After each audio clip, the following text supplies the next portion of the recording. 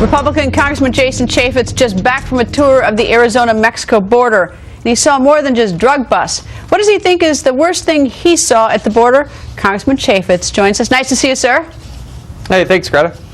Okay, so having looked at the border, what stands out in your mind? What did you see?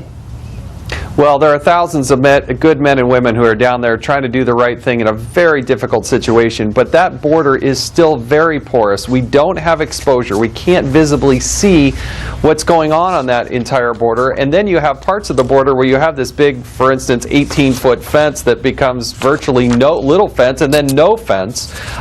You don't have to go very far out of town to find easy access across the border, and then you just see thousands of people coming across the border and taking advantage of the system. What are they taking advantage of in terms of the system? Well, you know, one of the things I saw were these little kids. It was down at the Naco Elementary School at 2:15. School lets out. These are elementary age kids. And what you do is you watch them walk 2 blocks to the border. There's no adult in sight. There's no adult supervision. And I watched them literally walk across the border as the CBP person told me, home to Mexico. They just, every day, these kids wake up in Mexico, that's where they live, they go to school in the United States, and they just walk home. They cross an international border as if it is nothing. No checks, no paperwork, no looking at the backpacks, no adults. That is but one little example of taking advantage of U.S. taxpayer dollars, and there are thousands of these things happening all across the border. It's just unbelievable.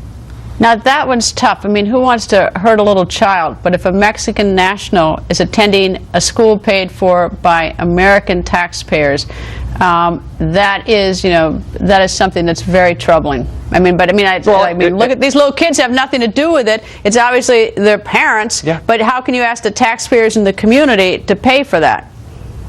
Well, and they cross. I mean, you couldn't go down a ride at Disneyland. They're that short. They're that little. They're small. What happens if something happens to them at school? They cross an international border as if it's absolutely nothing. And then you see the amount of drug seizures, and you look at the nefarious activity. One of the other things that was very startling to me, Greta, is I went to the Eloy detention facility that ICE runs there in Arizona. 1,500 inmates. 900 of them were what they call OTMs, or other than Mexicans. So let's not pretend that this is just a problem with Mexico and you got some people that are just trying to get their kids to go to school. 900 of the 1,500 detained are other than Mexicans. When I was there, they had detained 9 Romanians. I went into the library, the detention facility. There was a group of Chinese nationals there. They're using this porous border to pour into the United States.